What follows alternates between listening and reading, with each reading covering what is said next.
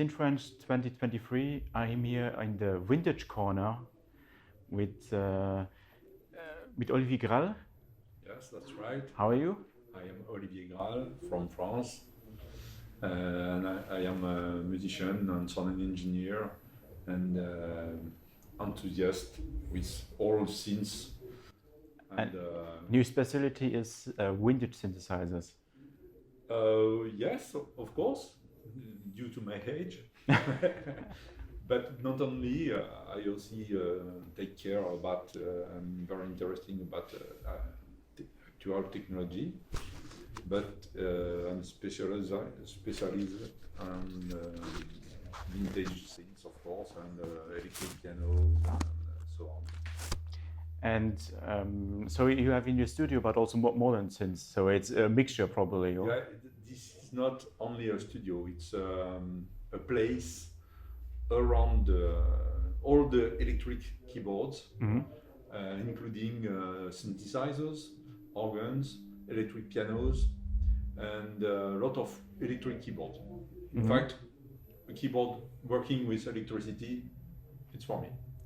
Okay. And you have a favorite, absolute favorite from your? Not really. It's very complicated because there are too much very beautiful instruments made in during the history. So, and my place is also a studio, a recording studio. We can sample or just recording, or producing music and make mastering also. And it's also a kind of museum and a place where I've got many documentations about all the history of the synths and the electric keyboards. And you took some synth video to the SynthFest. This was an easy decision to take which synth video? Yeah. My goal is to share all I know and all I've got with people. I'm always interested with that, and is to always reach of people meeting and so on. So every year for 10 years, since 10 years at the SynthFest, I bring every year different instruments to explain and show and make a demonstration. And this year it's Yamaha. This year it's a Yamaha year, and I bring the big ones, you know. The big of names. Of course, the CS80 is the most famous of the Yamaha range because Vangelis use it since more than 40 years. You know? But what makes for you the CS80 so special compared to today's synths? For me, it's not only a synthesizer. It's a real musical instrument because you have a great power to play because there is dynamics, polyphonic aftertouch, lot of modulations, so you can play and express your ideas. It's really a very good instrument. It's not only a... yeah, that was a little break because my storage was full, but we are still in the CS80. Yeah. And so compared to, you said it's a special synth compared now to other synths, and one of your favorites, I think. Yes, it's one of my favorites. Regarding the possibilities and regarding the power to play. And it's a really a unique instrument in the history. And is it, I think it's rare to get an owner of a CS80.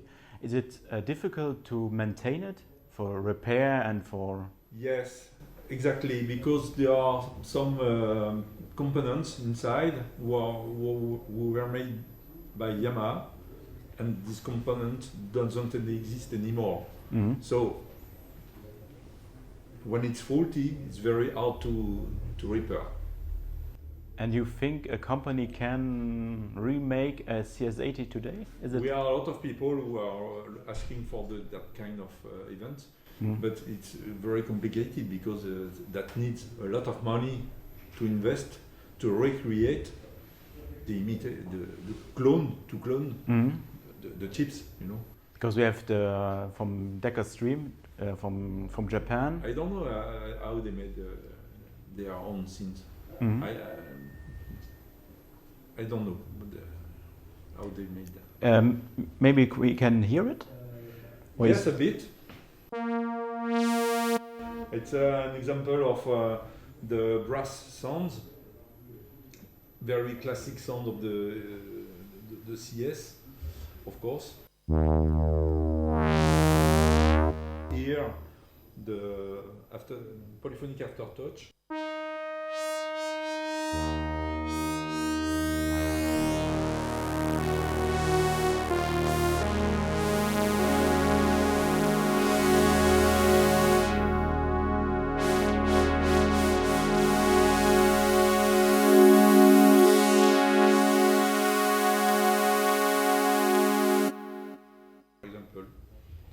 And sounds already epic.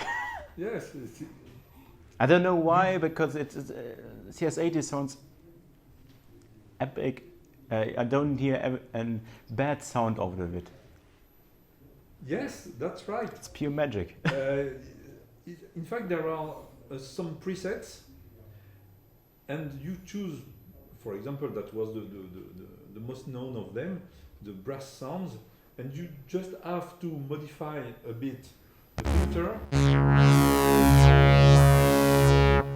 using the pressure to modulate,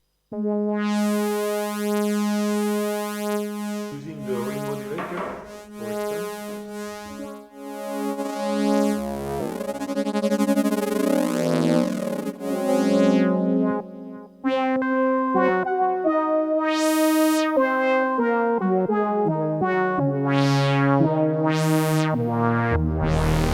So just using the presets, controlling some parameters here, and you got different sounds. It's quite simple, in fact. And then you brought us one more, and yeah, this one is a combination between a string machine, organ, and monosynth. So, in fact, on each keyboard there are different sounds. On the lower keyboards, you got strings, for example, organ,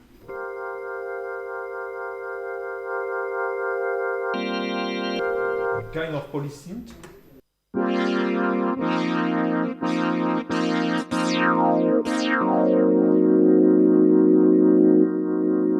Of course, you can add some, make some layers. You got the bass. On the upper keyboard, you've got an organ with some presets. Sorry.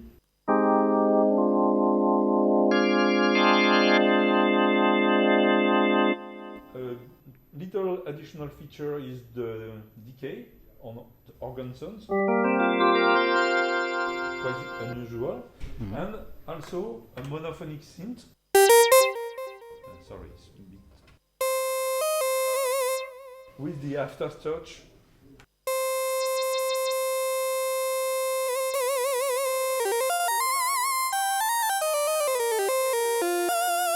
You can make a layer with the organ.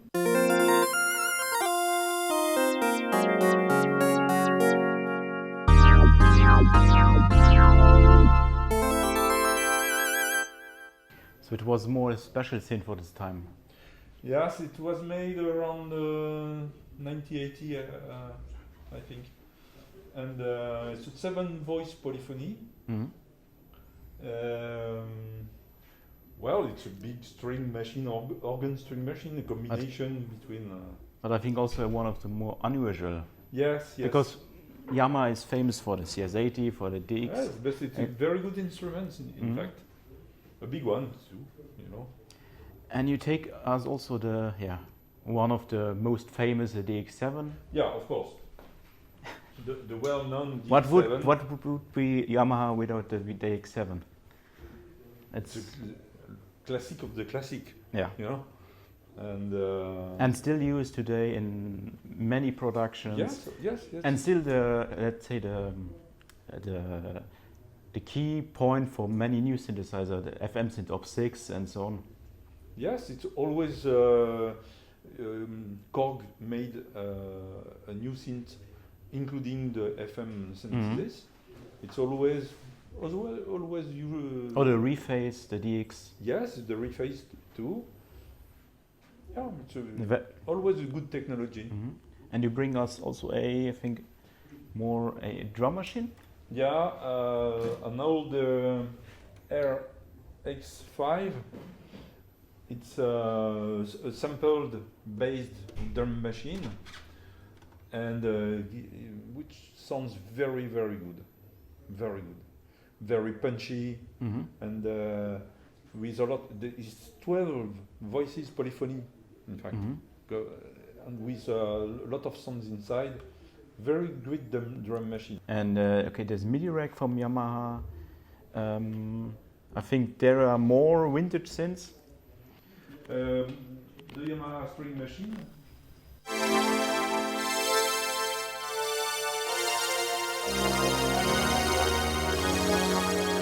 Classic string machine, in fact. Here we've got the GS2. It's the first FM synthesizer, in fact, in the history. Before the DX series, there was the GS series. Only two models, GS1 and GS2. And there's no way to change parameters, or because it's very limited because you've got only 16 presets, and you can act using, for example, a detune.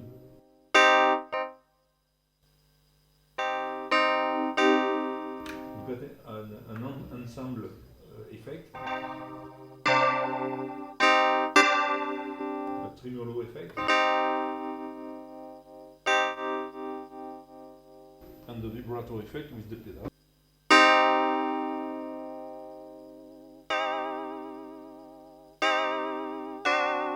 You've got an EQ. On the output there is a back-cymbal EQ. Very simple, but very effective.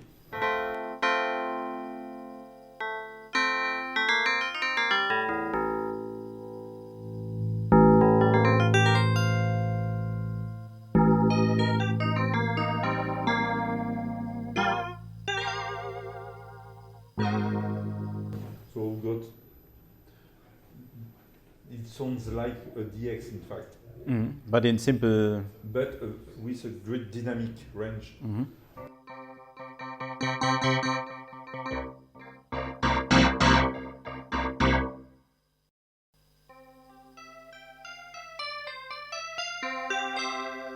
And I see also there's one of very favorite for many, the CS-01. Yes, the teeny synth of the Yamaha range. So we've got the completely opposite with the CS80. And this was also the base, I think, for this rephase CS. Yes, right. And I think we go even bigger and bigger. It's now another big one from Yamaha. The FM monster, the DX-1. It's basically two DX7 in one box, but with a wooden keyboard, using the technology of polyphonic aftertouch and combination to do split programs or dual programs to make a layer. It's very powerful, in fact. And very expensive on the second-hand market. Yeah, because it's quite rare. I think that there are only 140 made.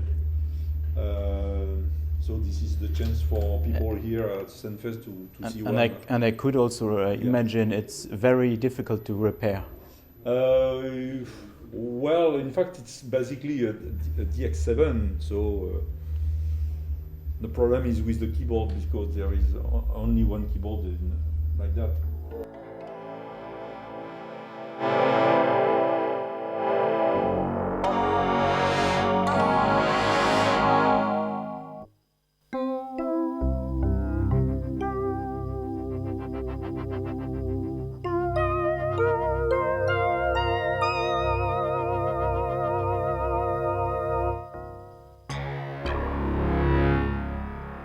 Polyphonic aftertouch.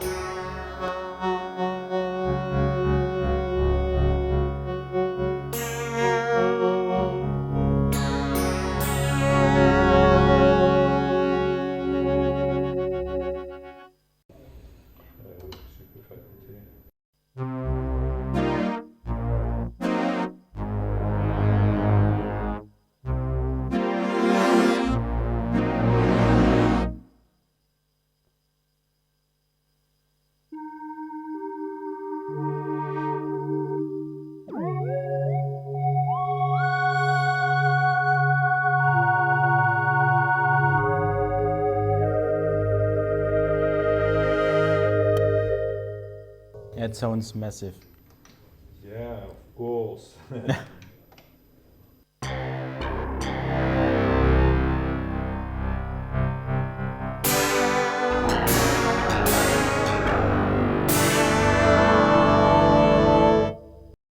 But for me, it's more distinct sound than the DX-7.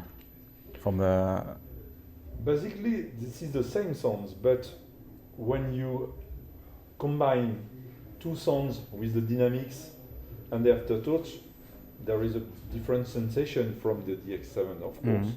And play the wooden keyboards is very different. and it's polyphonic aftertouch. It's Yes. It's funny to see that today we want more polyphonic aftertouch, but the technique was already there. Imagine that Yamaha created the polyphonic aftertouch in 1977, and since the 90s, Disappeared.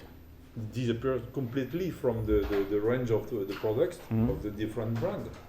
So actually, there are new manufacturing around the polyphonic aftertouch because a lot of people want to have this feature. Yeah, and you have one more is a bit smaller one. Yes, it's just from 1975, I think. It's a monophonic synth, the SY2. It's a preset synthesizer, but not only. In fact, basically, it's a preset synthesizer. You just have to select the sound here.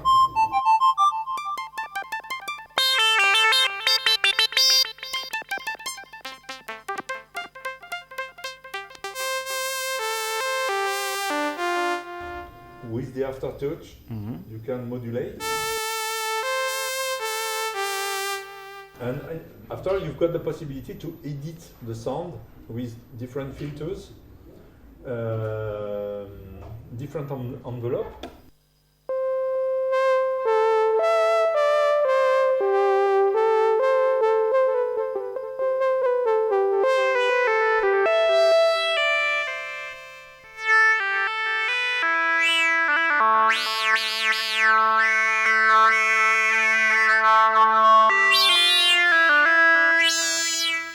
It's fascinating to see how much Yamaha already did with aftertouch in the 80s, 90s, and then That's it right. disappeared, and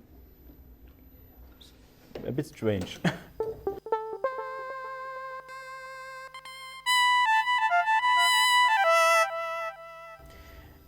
Okay, and you have more synths. It's from Yves Usson. It's the developer of the Minibrute. He has also some other synths like the Macbeth Studio M5. So you have here the M5 from Macbeth.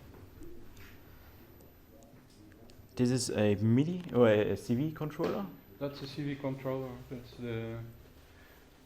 That's the keyboard from a Roland system. That's an ARP sequencer, I think. That's a clone. A clone, okay. Clone of ARP sequencer. And the mighty Matrix 12. Matrix 12. Yeah.